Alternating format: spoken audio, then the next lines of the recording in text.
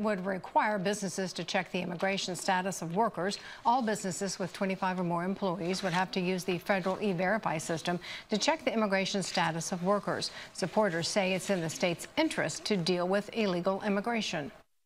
If you make it easy for undocumented immigrants to come to your state without having proper documentation, then you become a place where you're going to attract more and more, and that doesn't make sense.